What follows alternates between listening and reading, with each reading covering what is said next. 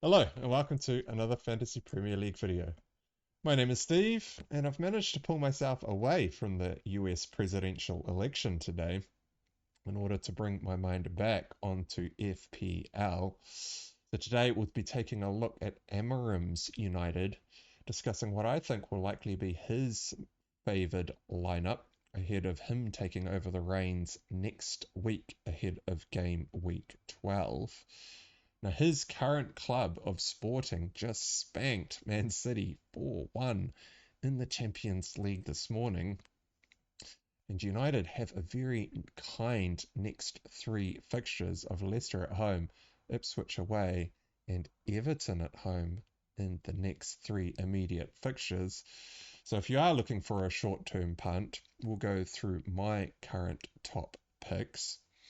We'll also go through the key takeaways from the European fixtures overnight, which include a potential foreshadowing of what might change at Man City with the return of KDB onto the pitch.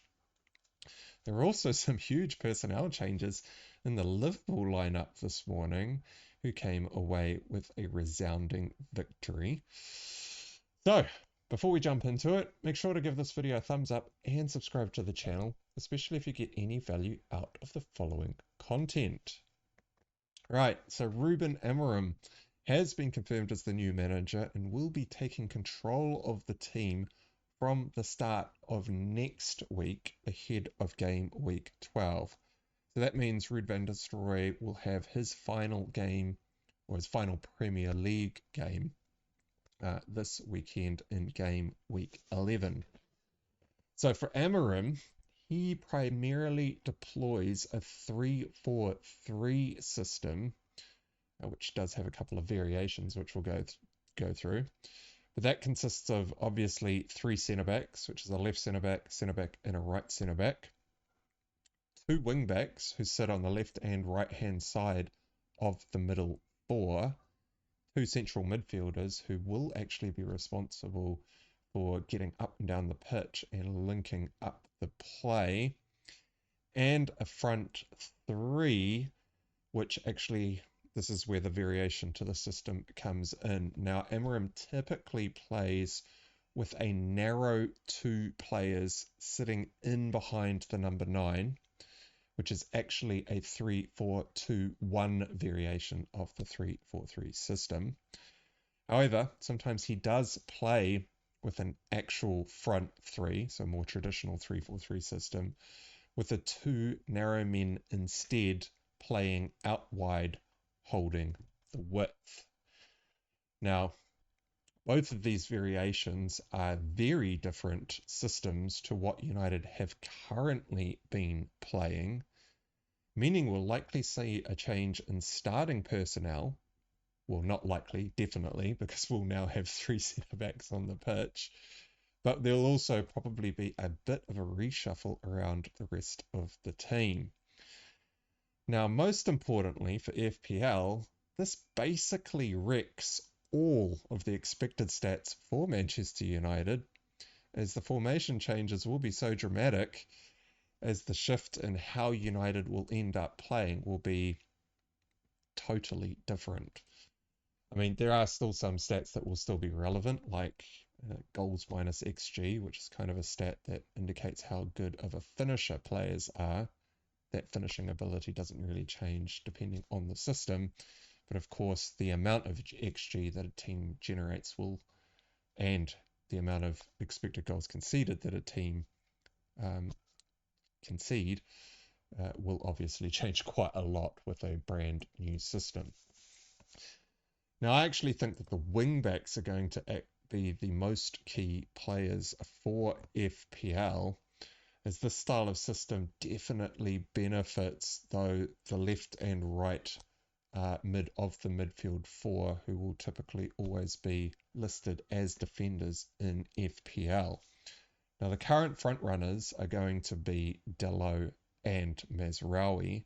However, there are some alternatives as to who could be playing these wing back roles. Now, maybe when Luke Shaw is fit, he could potentially play that left wing-back role, so on the left side of the middle four.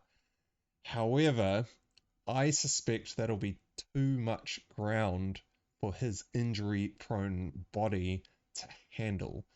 So I think he's probably most likely going to be used as a left centre-back when he is fit, putting him in direct contention with Martinez.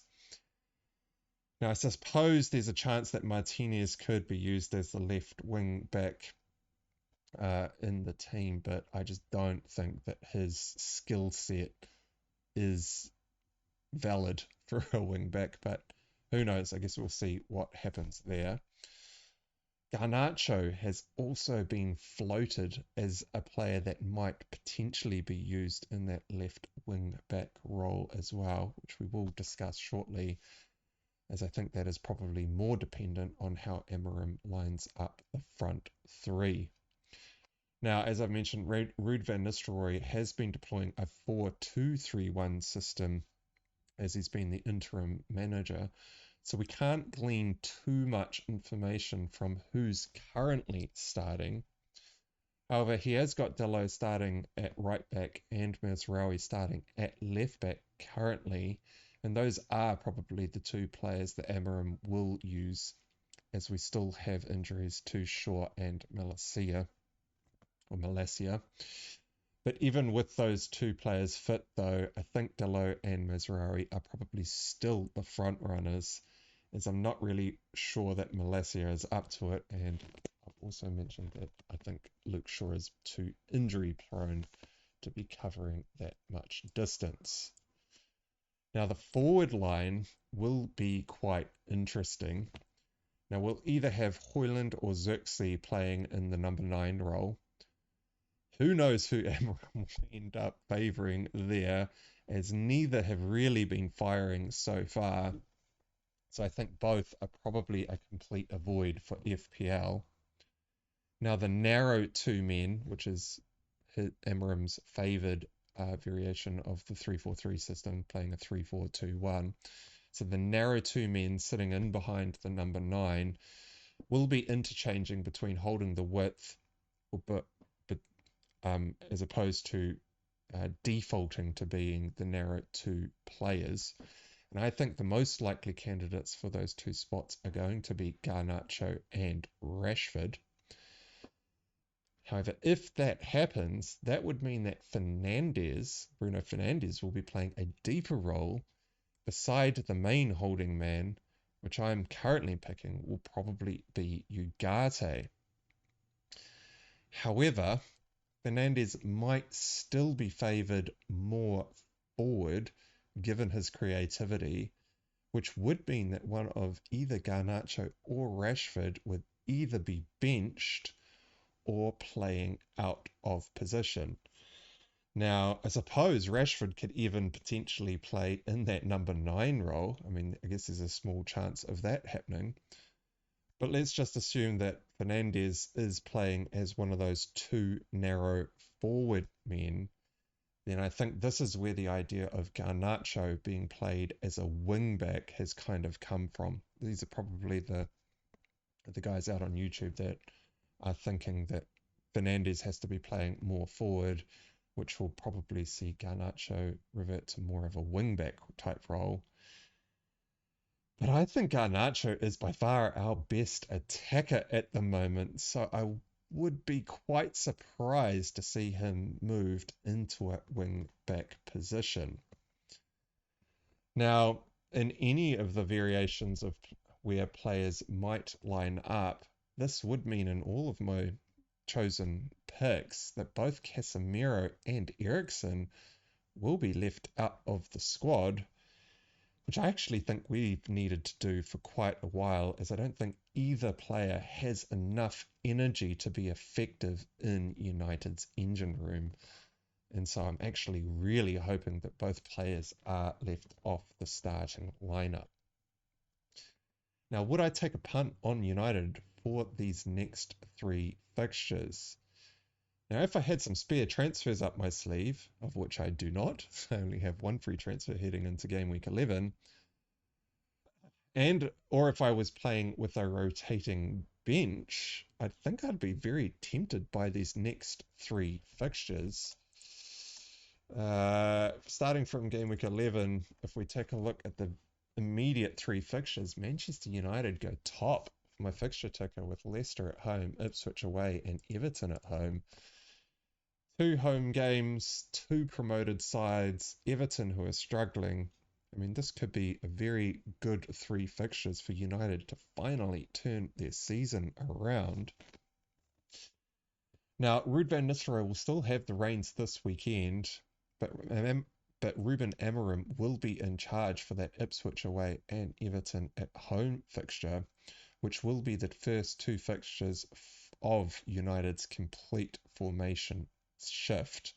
Now, these are still very favourable fixtures, even though it will be a completely new formation and United may be finding or trying to figure out where they need to be on the pitch. It could be a little bit jumbled, but I think these fixtures are good enough to have a gamble on it, and I do think that there is enough quality at United.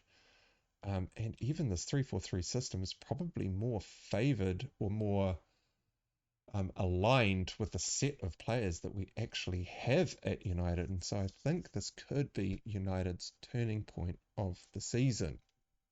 Now, I think both... where have I gone?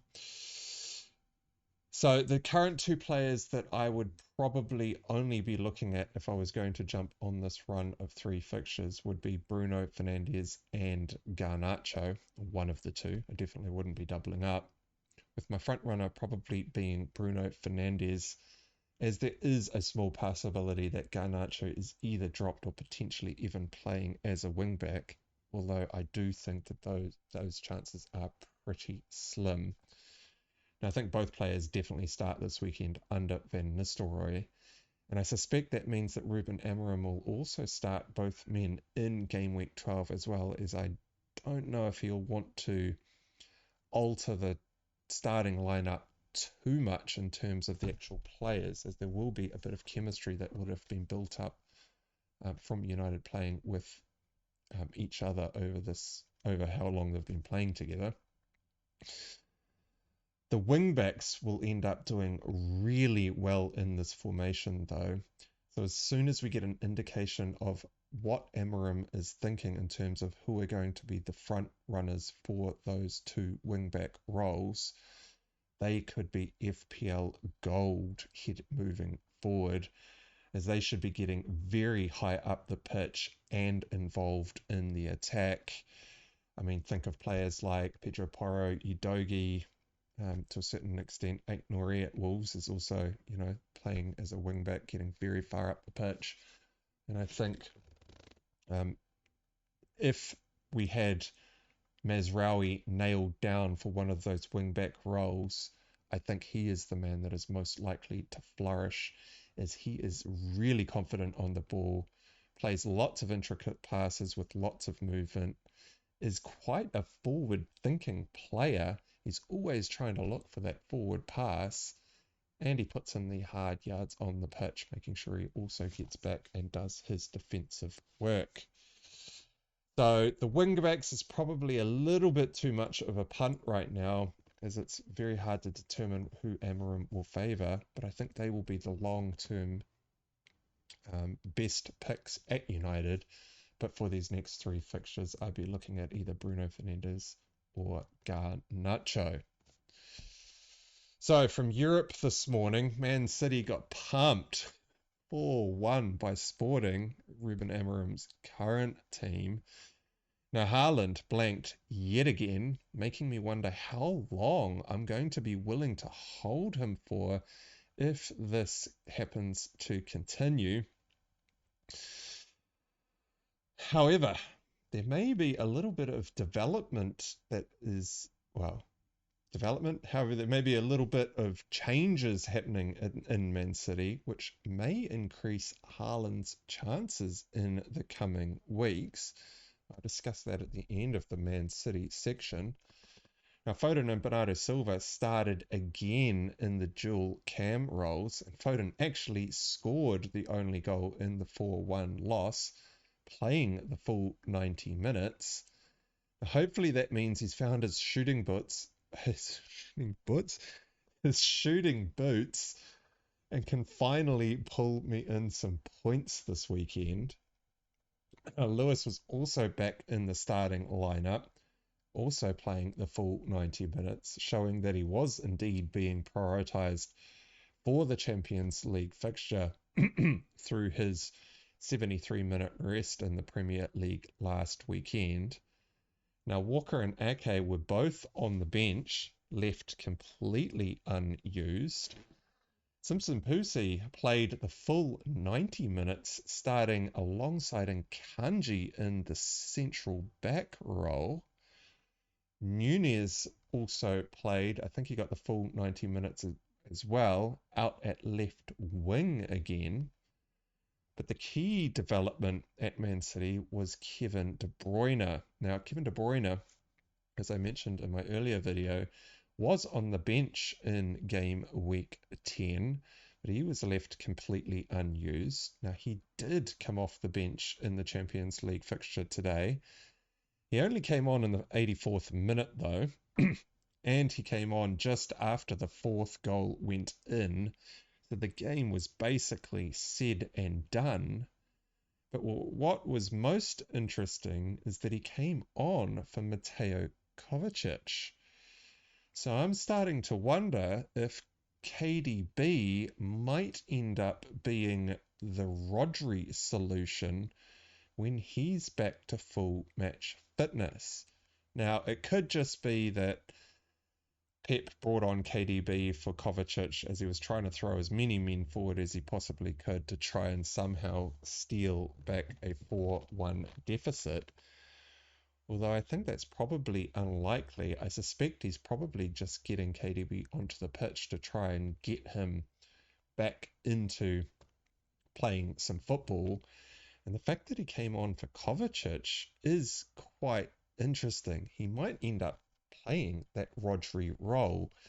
Now, Kevin De Bruyne is getting older. He has played deeper lying positions before and obviously has the quality in him to be able to spray the ball about all over the place. But he's also a really good reader of the game and could adapt to that Rodri position quite effectively. Now that might actually solidify the Man City team as, the drop-off from when Rodri got injured has actually been quite noticeable. And KDB is the kind of football smart player that could adapt to that role quite well and hopefully provide a lot more attacking options to the front men at Man City. So I'll be holding on to Haaland for at least a little while longer to see what is happening with KDB and whether or not this was just a one-off substitution or whether or not Pep is considering playing KDB as that holding CDM player moving forward. Now, Liverpool had a resounding victory this morning, winning 4-0 or 4-1. I think it might have been 4-1 against Leverkusen. Now, interestingly, both Luis Diaz and Gakpo started in this match. Diaz starting up front in the number 9 position, coming away with a hat-trick against Leverkusen. Now, Gakpo started again out on the left wing. He also nabbed himself a goal. So it was Diaz and Gakpo who were doing the damage. I think Salah got a couple of assists in that game as well. But that actually left Nunez on the bench, clearly indicating that he is far from favoured in Slot's lineup at the moment. Now, thankfully, Kanate was back in the starting lineup, saving me a massive headache, as it looked like he was in a lot of pain when he came off at half-time last weekend. I mean, he looked like he'd broken his arm, but the fact that he was back in the starting lineup just a couple of days later makes me wonder how serious that injury was. I mean, maybe he's just got a severely low tolerance to pain or something. And the dominoes that would have fallen in my team if Kanade had have been injured for this weekend would have been horrific. So I am super happy that he is back and unflagged, even though I do think that Aston Villa will probably score this weekend. But Simicast also started again over Robertson, making that 4 starts in the last 5 fixtures across both the Premier and Champions League at Liverpool. And so I know there are a few managers out there getting a little bit tentative with Trent Alexander-Arnold and whether or not he's actually performing to his rather hefty price tag. Simicast could potentially be on the cards as a cheap way into the Liverpool defence with some attacking threat if you are not inclined to go for either Virgil van Dijk or Canade as one of the centre-back options. Now, for the rest of Europe, Aston Villa and Arsenal play tomorrow, and Spurs and Manchester United will both be playing on Friday morning, New Zealand time, Thursday night. So I'll be back on Friday with my team selection video, as well as a roundup of any of the key takeaways from the remaining European fixtures. And before I jump off, thank you all for the supportive comments on my last video. They definitely helped me ease the pain of a pretty disastrous game week. But alright, well that wraps up this video. So don't forget to like and subscribe and leave us a comment to tell us what you think. Thanks for watching, and I'll see you all again next time.